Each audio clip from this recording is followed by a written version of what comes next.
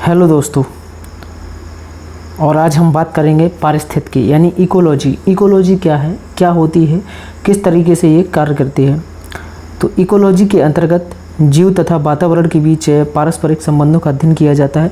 जो इकोलॉजी होती है उसके अंतर्गत जीव है, वातावरण के बीच पारस्परिक संबंधों का अध्ययन किया जाता है। पारस्परिक संबंधों का क्या किया जाता है, अध्ययन किया जाता है। पारिस्थितिकी शब्द का सर्वप्रथम प्रयोग 1868 में रेटर ने किया था। जो पारिस्थितिकी शब्द है इसका जो सर्वप्रथम प्रयोग 1868 में रेटर ने किया था। इकोलॉजी के बारे में सर्वप्रथम विस्तृत जानकारी देने वाले वैज्ञानिक अर्नेस्ट हैकेल है, इसलिए इन्हें फादर ऑफ इकोलॉजी कहा जाता है। मतलब कि फादर ऑफ इकोलॉजी किसे कहा जाता है, अर्नेस्ट हैकेल को। क्यों कहा जाता है, क्योंकि इन्होंने इकोलॉजी के बारे में सर्वप्रथम विस्तृत जानकारी देने वाले ये वैज्ञानिक हैं। इकोलॉजी की इकाई को क्या कहते हैं, इकोटोन कहते हैं। इकोलॉजी की इकाई को इकोसिस्टम कहा जाता है। इकोलॉजी की इकाई को इकोसिस्टम कहा जाता है। पारितंत्र यानी इकोसिस्टम का अध्ययन करने पर इकोलॉजी से संबंधित जानकारी प्राप्त होती है। पारितंत्र यानी कि इकोसिस्टम का जब हम अध्ययन करते हैं तो हमें इकोलॉजी से संबंधित जानकारी प्राप्त होती है। इकोसिस्टम शब्द का सर्वप्रथम प्रयोग एजी टेंसले ने किया। इकोसिस्टम शब्द का जो सबसे प्रथम पहली बार प्रयोग है वो किसने, एजी टेंसले ने किया। इकोसिस्टम शब्द का प्रयोग सर्वप्रथम एजी टेंसले ने किया। इकोसिस्टम को दो भागों में बांटा जा सकता है। जो इकोसिस्टम है इसको हम दो भागों में बांट सकते हैं। नंबर 1, अजैविक घटक। पारितंत्र के वैसे घटक जिनमें जीवन नहीं होता है। पारितंत्र के वैसे घटक जिनमें जीवन नहीं होता है, अर्थात जो निर्जीव होते हैं उन्हें हम अजैविक घटक कहते हैं। जैसे हवा, जल, मिट्टी, तापमान, आर्द्रता, जलवायु आदि। अब अजैविक घटक को 3 वर्गों में बांटा गया है। नंबर 1, कार्बनिक घटक। नंबर 2 अकार्बनिक घटक। नंबर 3 जलवायु। अब बात करते हैं हम किसकी, अब हम बात करेंगे जैविक घटक। पारितंत्र के वैसे घटक जो सजीव होते हैं, क्या होते हैं, जो सजीव होते हैं। कैसे होते हैं, जो सजीव होते हैं, उन्हें जैविक घटक कहा जाता है।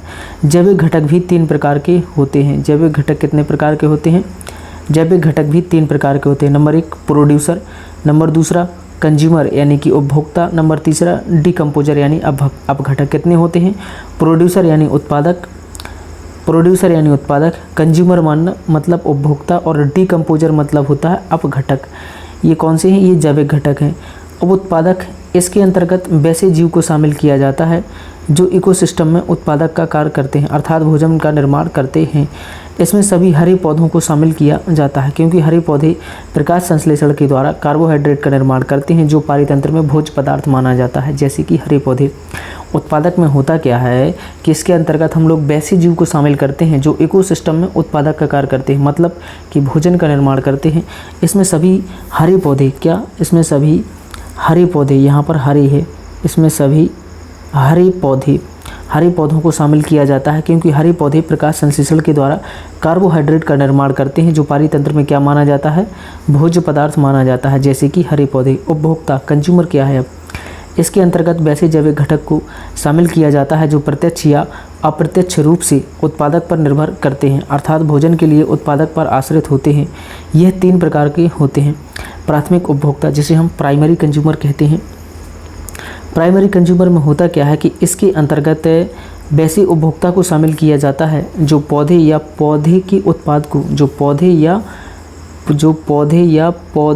के उत्पाद को भोजन के रूप में ग्रहण करते हैं, उन्हें हम प्राथमिक उपभोक्ता कहा जाता है। प्राथमिक जो उपभोक्ता कहा जाता है, प्राथमिक उपभोक्ता कैसे होते हैं, शाकाहारी होते हैं। प्राथमिक उपभोक्ता शाकाहारी होते हैं। जो प्राथमिक उपभोक्ता हैं वो शाकाहारी होते हैं।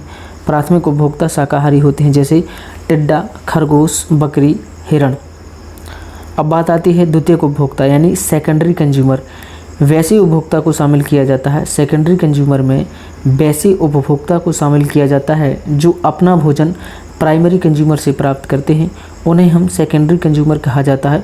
मनुष्य एक सर्वाहारी प्राणी है। मनुष्य कैसा है, एक सर्वाहारी प्राणी है, मतलब कि वो सकमुस खाता है। और द्वितीयक उपभोक्ता कैसे होते हैं, ये मांसाहारी होते हैं, जैसे मेढक, सांप, सियार, लोमड़ी, बिल्ली, कुत्ता, मनुष्य।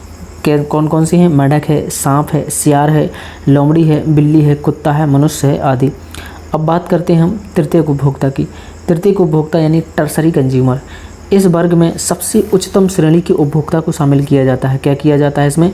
जो सबसे उच्चतम श्रेणी का उपभोक्ता है उसको शामिल किया जाता है, जो भोजन के रूप में primary consumer and secondary consumer को ग्रहण करते हैं। इसमें होता क्या है कि भोजन के रूप में ये प्राइमरी कंज्यूमर और सेकेंडरी कंज्यूमर को ग्रहण करते हैं। प्राइमरी कंज्यूमर सेकेंडरी कंज्यूमर को क्या करते हैं? ग्रहण करते हैं, जैसे बाघ, शेर, चीता, तेंदुआ आदि। पृथ्वी पर जीवन की विविधता को क्या कहते हैं? बायोडाइवर्सिटी। पृथ्वी पर जीवन की विविधता को हम लोग क्या कहते हैं? तो इसे कहते हैं बायोडाइवर्सिटी। अपघटक यानी डीकम्पोजर, इसके अंतर्गत कुछ सूक्ष्म जीवों को शामिल किया जाता है। इसके अंतर्गत कुछ सूक्ष्म जीवों को शामिल किया जाता है जो इकोसिस्टम में मौजूद जैविक घटक के मरे हुए शरीर को अपघटित करके तत्वों को पुनः वातावरण में शामिल कर देते हैं। उन्हें हम क्या कहते हैं? अपघटक कहते हैं। जैसे जीवाणु और कवक। जैसे कौन कौन से? जीवाणु और कवक। चार्ल्स एल्टन ने 1927 में, चार्ल्स एल्टन नाम के वैज्ञानिक ने 1927 में इकोसिस्टम में अलग भोजन के तरीकों को दर्शाने के लिए एक कॉन्सेप्ट विकसित किया, जिसे खाइए और खाने दीजिए यानी eating and being eaten. Ecosystem में अलग अलग श्रेणियों द्वारा भोजन के तरीकों को दर्शाने के लिए एक कॉन्सेप्ट विकसित किया, जिसे खाइए और खाने दीजिए यानी ईटिंग एंड बीइंग ईटन कहा जाता है। एल्टन ने भोजन के अलग अलग श्रेणियों को एक श्रृंखला के रूप में प्रस्तुत किया, जिसे आहार श्रृंखला यानी कि फूड चेन कहा जाता है। एल्टन ने भोजन के अलग अलग श्रेणियों को एक श्रृंखला के रूप में प्रस्तुत किया, जिसे आहार श्रृंखला यानी कि फूड चेन कहा जाता है। आहार श्रृंखला यानी फूड चेन क्या होती है कि पारितंत्र में अलग अलग श्रेणियों पर भोजन के तरीकों को दर्शाया जाता है। पारितंत्र में सबसे छोटी आहार श्रृंखला में कम से कम 3 श्रेणियां होती हैं, जबकि सबसे लंबी आहार श्रृंखला में 5 श्रेणियां होती हैं। जैसे घास, बकरी, शेर, ये 3 हैं। घास, बकरी, शेर, ये 3 हैं। 5 वाली घास, टिड्डा, मेढक, सांप, मोर। इकोटोन वह है जहाँ पर 2 बायोमास मिलते हैं। इकोटोन क्या है? जहाँ पर 2 बायोमास मिलते हैं। अब पहला विकल्प आता है कि उपयुक्त खाद्य श्रृंखला इनमें से कौन है?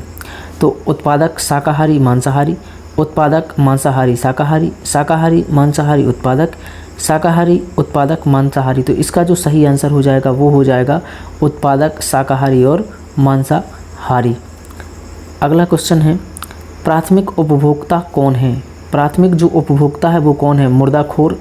यहाँ मुर्दाखोर क्या लिखा है? मुर्दाखोर, मृतजीवी, मांसाहारी, शाकाहारी। तो प्राथमिक उपभोक्ता हमारे हो जाते हैं शाकाहारी। कौन हो जाते हैं? शाकाहारी। अगला क्वेश्चन है, प्रकृति के क्लीनर्स इनमें से कौन है? प्रकृति के क्लीनर्स इनमें से कौन है?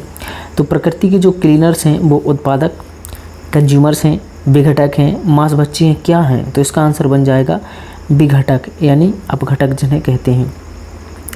निम्न में से कौन सा सर्वाहारी नहीं है? कौन नहीं है? चूहा, चींटी, भालू, सांप।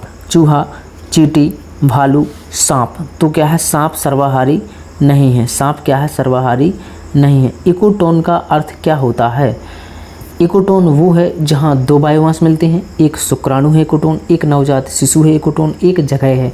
तो इसका सही आंसर है कि इकोटोन वो है जहाँ पर हमें 2 बायोमास मिलते हैं। क्या मिलते हैं? 2 बायोमास मिलते हैं।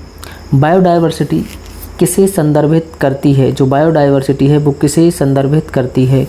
ठोस कचरे का पुनर्चक्रण, पृथ्वी पर जीवन की विविधता, संस्कृति और परंपराओं का संरक्षण, जानवरों का अध्ययन। तो इसका आंसर है पृथ्वी पर जीवन की विविधता। क्या है? पृथ्वी पर जीवन की विविधता। वनस्पतियों और जीवों का उल्लेख है चिड़ियों और जानवरों, पर्वतों और नदियों, पौधों और जानवरों, मानव और जानवरों। तो इसका जो सही आंसर है वो क्या बन जाएगा? इसका सही आंसर बन जाएगा पौधों और जानवरों। क्या? पौधों और जानवरों। अगला क्वेश्चन है, मॉन्ट्रियल प्रोटोकॉल का लक्ष्य है, जो मॉन्ट्रियल प्रोटोकॉल है उसका लक्ष्य क्या है? ओजोन अवक्षय तत्वों को कम करना, जैव विविधता का संरक्षण, जल प्रदूषण का नियंत्रण, सभी। तो इसका आंसर हो जाएगा ओजोन अवक्षय तत्वों को कम करना। क्या? ओजोन अवक्षय तत्वों को कम करना। अगला प्रश्न है, क्योटो प्रोटोकॉल किस वर्ष प्रभावी हुआ? 2005, 1997, 2000। तो इसका सही आंसर हो जाएगा 2005। जो क्योटो प्रोटोकॉल है वो 2005 में प्रभावी हुआ था। अंतर्राष्ट्रीय सौर गठबंधन किसके द्वारा लॉन्च किया गया था? अंतर्राष्ट्रीय जो सौर गठबंधन है वो किसके द्वारा लॉन्च किया गया था? अंतर्राष्ट्रीय सौर गठबंधन किसके द्वारा लॉन्च किया गया था? जो अंतर्राष्ट्रीय सौर गठबंधन है वो किसके द्वारा लॉन्च किया गया? तो इसका आंसर है Narendra Modi, Nawaz Sharif, Barack Obama, James Cameron. तो इसका आंसर हो जाएगा नरेंद्र मोदी। क्या आंसर हो जाएगा? इस क्वेश्चन को बहुत ही मोस्ट डायल कर लेना। अगला प्रश्न है क्योटो जलवायु परिवर्तन सम्मेलन कब आयोजित किया गया? क्योटो जलवायु परिवर्तन सम्मेलन कब आयोजित किया गया? दिसंबर 1994, दिसंबर 1997, दिसंबर 2000, दिसंबर 2004। तो इसका आंसर हो जाएगा दिसंबर 1997 में जो क्योटो जलवायु परिवर्तन सम्मेलन है इसका आयोजन किया गया था। 2016 में वर्ल्ड वेटलैंड डे के लिए विषय था चिरस्थायी आजीविका। वेटलैंड पानी की देखभाल करते हैं, हमारे भविष्य के लिए वेटलैंड्स और कृषि। तो इसका आंसर क्या बनेगा? चिरस्थायी आजीविका, चिरस्थायी आजीविका। अगला प्रश्न है भारत का जो पर्यावरण संरक्षण अधिनियम है वह किस वर्ष से पारित किया गया? भारत का जो पर्यावरण संरक्षण अधिनियम है वो किस वर्ष में पारित किया गया? 1986, 2004, 1975, 2009। तो इसका आंसर बन जाएगा 1986। क्या बन जाएगा? 1986। अगला प्रश्न है 2015 में संयुक्त राष्ट्र जलवायु परिवर्तन सम्मेलन कहाँ हुआ था? तो कहाँ हुआ था? पेरिस, दोहा, दिल्ली, लंदन। तो कहाँ हुआ? पेरिस में हुआ। कहाँ हुआ? पेरिस में हुआ था ये। अगला प्रश्न है विश्व पर्यावरण दिवस कब मनाया जाता है? 5 जून, 5 अप्रैल, 5 मार्च, 5 दिसंबर। तो इसका सही आंसर बन जाएगा 5 जून। जो विश्व पर्यावरण दिवस है वो हर वर्ष 5 जून को मनाया जाता है। अगला प्रश्न है एनजीटी का पूरा रूप क्या है? एनजीटी का पूरा रूप national geographic TV, national green tribunal, national green trust, national green transport. तो इसका जो सही आंसर है वो हो जाएगा national green tribunal, national green tribunal. अगला प्रश्न है नेशनल ग्रीन ट्रिब्यूनल एक ... है। जो नेशनल ग्रीन ट्रिब्यूनल है वो एक ... है। फास्ट ट्रैक कोर्ट, एक आवरण, एक स्थान, एक जानवर। तो है क्या? ए है एक नेशनल, ए है एक फास्ट ट्रैक कोर्ट। जो नेशनल ग्रीन ट्रिब्यूनल है वो एक फास्ट ट्रैक कोर्ट है। अगला प्रश्न है पारिस्थितिकी शब्द को प्रतिपादित करने का श्रेय किसको जाता है? ब्राउन को, अरस्तू को, खुराना को, रिटर को। पारिस्थितिकी शब्द को प्रतिपादित करने का श्रेय किसको जाता है? तो इसका जो आंसर है वो चला जाएगा किसको? चला जाएगा रिटर को। 18वां क्वेश्चन है पारिस्थितिकी निम्न के बीच पारस्परिक संबंधों का अध्ययन है। जीव और वातावरण, मनुष्य और वन, मृदा और जल, पति और पत्नी। तो इसका सही आंसर हो जाएगा जीव और वातावरण। 19वां प्रश्न है विश्व पर्यावरण दिवस 2016 का नारा क्या था? विश्व पर्यावरण दिवस जो 2016 है उसका नारा क्या था? तो अपनी आवाज़ को बुलंद करो, जीवन के लिए जंगलों का रुख करो, एक पृथ्वी एक परिवार, शांति के खातिर एक पेड़। तो इसका सही आंसर है जीवन के लिए जंगलों का रुख करो, जीवन के लिए जंगलों का रुख करो। निम्न पारितंत्र में कौन अजीवीय घटक है?